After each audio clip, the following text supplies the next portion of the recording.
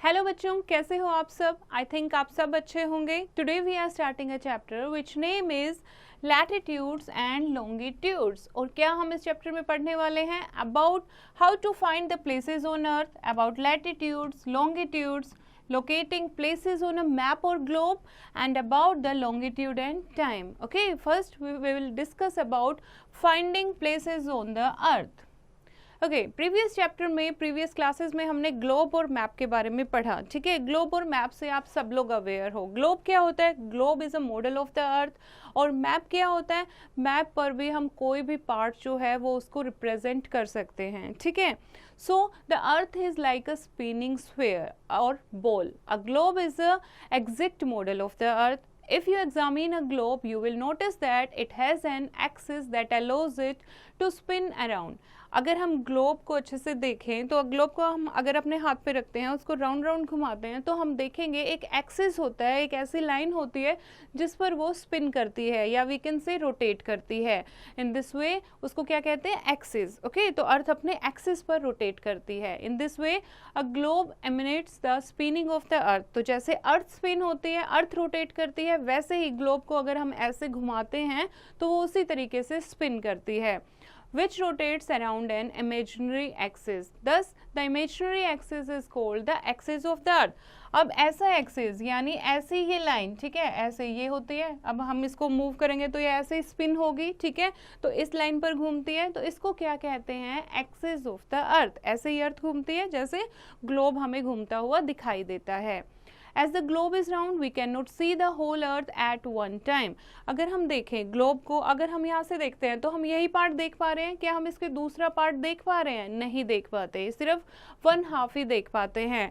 तो इसको स्टडी करने के लिए हमने इसको डिवाइड किया 1/2। जो इस पार्ट देख पा रहे हैं उसको हम क्या कहेंगे? हाफ को क्या कह देते हैं? हेमिस्फीयर। ठीक है, अब ये सर्कल है एक और इसका हाफ हो जाएगा तो ये क्या हो जाएगा? Hemisphere. This is sphere, this is hemisphere.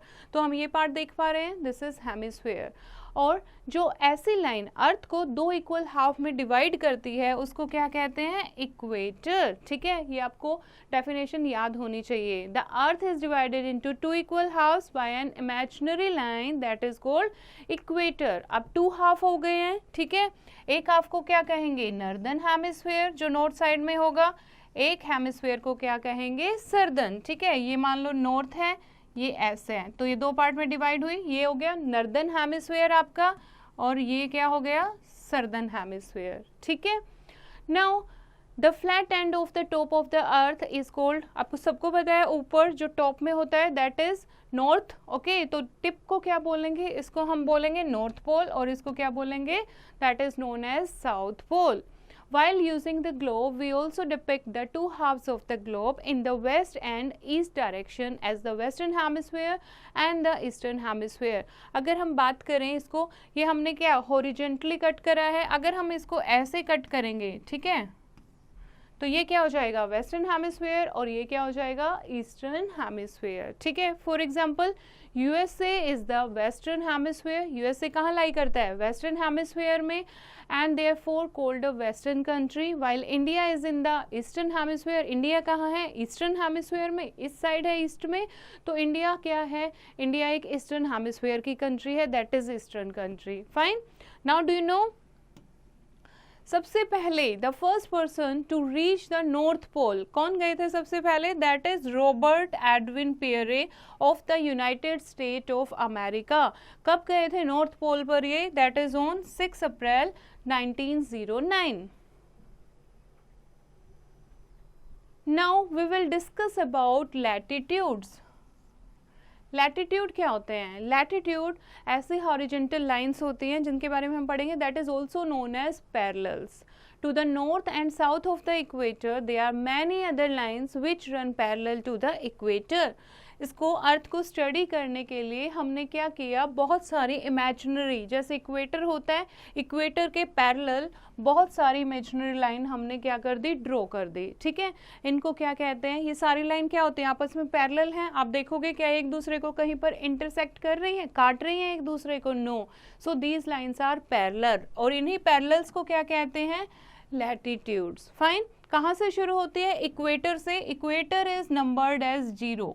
जैसे जैसे हम नॉर्थ पोल की तरफ जाते जाएंगे, that is north, that is south, north equator से नॉर्थ की तरफ जाते जाएंगे 1 degree north, 2 degree north, 3 degree north और अप टू 90 डिग्री नॉर्थ, ठीक है। साउथ की तरफ आएंगे same 1 degree south, 2 degree south, 3 degree south, up to 90 degree south. इस तरीके से हम इनको लाइन को क्या करते हैं, मार्क करते हैं, ठीक है। कुछ लैटिट्यूड जो हैं वो हमने इम्पोर्टेंट मार्क किए हैं, जहाँ से पूरे वर्ल्ड का क्लाइमेट हम इजीली बता सकते हैं, लोकेशन हम इजीली आइडेंटिफाई कर सकते हैं।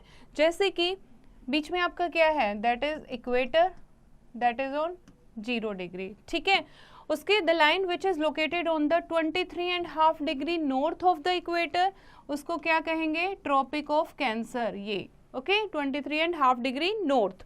उसके बाद 66.5 degree north, this one, this is called Arctic Circle, okay.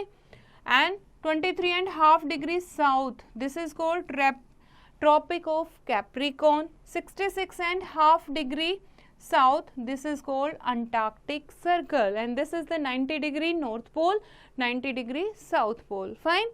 ये इंपॉर्टेंट लैटिट्यूड्स हैं, ये आपको याद करने होंगे। 0 डिग्री पर इक्वेटर, 23.5 डिग्री ये हम मार्क कर लेते हैं north, okay, and this is south. और 66.5 degree north, that is Arctic Circle. 66.5 degree south, that is Antarctic Circle. 90 degree north, north pole, 90 degree south, south pole. These are the important latitudes. Now we will discuss about longitudes. Okay, latitude हमने पढ़ ली, imaginary line जो ऐसे आपके parallel होती हैं, एक दूसरे से वेस्ट टू ईस्ट मूव करती हैं। अब हम पढ़ने जा रहे हैं लॉन्गिट्यूड। लॉन्गिट्यूड जैसे आपने ऑरेंज देखा है, ऑरेंज की ऐसे स्लाइस होती हैं, ठीक है, तो आपस में वो ऊपर क्या करती है, मीट करती हैं एक दूसरे को, मीट मतलब इंटरसेक्ट करती हैं।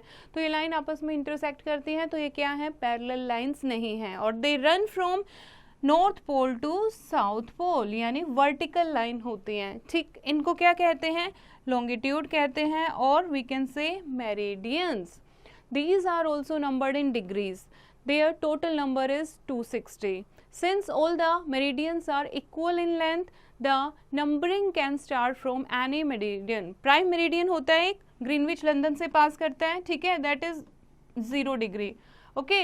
अब 0 डिग्री से हम इनको कैसे मूव करते हैं, 0 डिग्री से इधर क्या होगा, 1 degree, 2 degree west, 3 degree west, 4 degree west, up to 180 degree west. और इधर अगर हम काउंट करेंगे, that is 1 degree east, 2 degree east, up to 180 degree. Prime meridian और जो लास्ट लाइन होती है वो क्या होती है, इक्वल होती है। इसीलिए कितने होते हैं टोटल मेरिडियन, 260 नहीं होते, कितने होते हैं, 360, ठीक है, 180, 180। Now longitudes which passes through Greenwich near London in UK is numbered as 0, ठीक है, इसको क्या कहते हैं, प्राइम मेरिडियन, ये हम पढ़ चुके हैं। 0 डिग्री से स्टार्ट करेंगे 180 डिग्री तक, फुल सर्कल ये काउंट होता है। So they are called the eastern hemisphere, जो ईस्ट की तरफ लाइनें होंगी, और वेस्टर्न हेमिस्फीयर की तरफ जो लाइन होंगे, that is western meridian, fine. Now do you no the lines of latitudes and longitudes are imaginary lines. They are not drawn on the earth. They are only drawn on the globe to help locating its places. जो imaginary line हम पढ़ रहे हैं, latitude और longitude, ये क्या है, imaginary line, कि असल में रियल में अर्थ के ऊपर मार्क नहीं की गई हैं, ये हम सिर्फ ग्लोब पर मार्क करते हैं या फिर मैप पर मार्क करते हैं, ताकि हम इजीली अर्थ पर या लोकेशंस जो हैं अर्थ पर उनको लोकेट कर सकें, इजीली उनको फाइंड आउट कर सकें, fine. Now how to locate places on a map और ग्लोब, कैसे हम लोकेट करते हैं। लोकेट करने के लिए हमें क्या पता होना चाहिए, हमें लॉन्गिट्यूड पता होना चाहिए और लैटिट्यूड पता होना चाहिए किसी भी जगह का, ठीक है। एक इम्पॉर्टेंट टर्म है, ये देखो, ये पूरा मार्क किया हुआ है आपको, सारी जो भी पैरेलल है और मेरिडियन है ये सारा मार्क किया गया है। तो ये क्या बन गया है, ये एक नेटवर्क बन गया है, जाल बन गया है, इसको क्या कहते हैं, that is called grid. This set of line intersect of a network, ये एक दूसरे को 90 डिग्री पर इंटरसेक्ट कर रही हैं, इस नेटवर्क को, the network of latitude and longitude on a globe is called a grid, fine. The grid helps to locate places on a globe. अब हमें सपोज किसी का भी अगर लॉन्गिट्यूड पता है, लैटिट्यूड पता है, तो हम इजीली उसको लोकेट कर सकते हैं। कैसे? For example, if we will find a point where the parallel of 28 degree north and the meridian of 77 degree east intersect. कैसे? मान लो हमें लाइन ढूंढनी है, यानी कोई जगह है जिसका आपको लैटिट्यूड दिया हुआ है और आपको लॉन्गिट्यूड दिया हुआ है, तो उस जगह को आप कैसे ढूंढोगे? 28 डिग्री नॉर्थ, 28 डिग्री नॉर्थ यानी नॉर्थ की तरफ 28 डिग्री यानी इक्वेटर ट्रॉपिक ऑफ कैंसर से थोड़ा सा ऊपर, ठीक है, मान लो यहाँ कहीं होगा इस लैटिट्यूड पर। उसके बाद आपको दिया हुआ है 77 degree east intersect, 77 degree east यानी ईस्ट कहाँ है? इस तरफ 77, यहाँ 0 है, 180 तक है, तो यहाँ कहीं होगा, यानी ये इस लैटिट्यूड पर और यहाँ कहीं, तो ये क्या हो जाएगी? उस जगह की लोकेशन हो जाएगी। ठीक है, तो इस तरीके से हम किसी भी प्लेस को आइडेंटिफाई कर सकते हैं।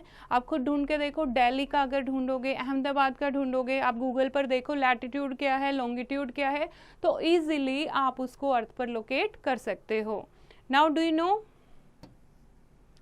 जो अर्थ है that takes 24 hours to complete one rotation around the sun. They are 360 degree of longitudes and the earth take 24 hours, or we can say that is 1440 minutes, that is 360 or 4 minutes to rotate, यानी 24 hour and 4 minutes to rotate 1 degree longitude. Thus the time difference between two longitude is 4 minutes. इसीलिए दो longitude जो है vertical line है, उनके बीच में time difference होता है कितना? 4 मिनट का। ठीक है, now when the sun shines directly overhead on a longitude, it is midday on all places on that longitude. अब किसी भी अगर सन अगर सिर के ऊपर है, किसी लॉन्गिट्यूड के ऊपर है, तो वहाँ पर सारे लॉन्गिट्यूड में उस टाइम क्या होगा? मिड डे, दोपहर होगी।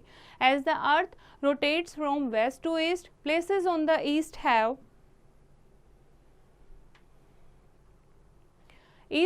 midday before the places on the west. अब अर्थ जो है वो ईस्ट टू वेस्ट रोटेट करती है। ठीक है, तो ऐसे प्लेसेस जो ईस्ट की तरफ हैं वहाँ पर सनराइज पहले होगा as comparatively to west. So San Francisco and Mumbai observe times that are 12 hours apart. दोनों के बीच में 12 hours का difference है। This happens because as the earth rotates, the sun is first overhead in Mumbai. सबसे पहले सन कहाँ, मतलब कहाँ राइज होता है? सबसे पहले ओवरहेड कहाँ आएगा? मुंबई पर। उसके बाद 12 आवर्स के बाद, ठीक है, enough to allow the sun to be overhead in San Francisco. उसके बाद 12 घंटे बाद ये दूसरी जगह पर यानी सैन फ्रांसिस्को में मिड डे होगा उस टाइम पर। तो इसीलिए दोनों के बीच में 12 आवर्स का डिफरेंस है। अगर आप 4 मिनट जो है पर लैटिट्यूड काउंट करोगे तो easily that is counted as 12 hours. Along the 180 degree longitude, the international date line is where each calendar day starts and ends. जैसे प्राइम मेरिडियन है वैसे ही 180 डिग्री लॉन्गिट्यूड पर प्राइम मेरिडियन और इंटरनेशनल डेट लाइन दोनों क्या हैं? Same हैं। तो इंटरनेशनल डेट लाइन से ही कैलेंडर डे स्टार्ट होता है और एंड होता है। At any hour of the day a traveller stepping across the line from the east steps toward a day, और इस लाइन से जो ईस्ट की तरफ जाता है तो एक दिन प्लस हो जाता है, turning back it back to the previous day. ठीक है, यानी अगर इस साइड में होंगे इंटरनेशनल डेट के तो वहाँ पर क्या होगा? संडे होगा। जैसे ही लाइन क्रॉस कर लेंगे जो भी कंट्रीज है वहाँ क्या हो जाएगा? मंडे हो जाएगा। Okay, now let's recall the chapter. Lines of latitude, or we can say parallels, are imaginary lines that run parallel to the equator. Important lines of latitudes are the equator, Tropic of Cancer and Capricorn, and the Arctic and Antarctic Circle. Lines of longitudes, or we can say meridians, are imaginary lines that run from pole to pole. Places lying on a meridian have the same time. The lines of longitude and latitude intersect to form a grid. This grid helps us to locate places. So this is the chapter बच्चे. I think you have understood the chapter. You have to read it once again and do the practice of exercise yourself.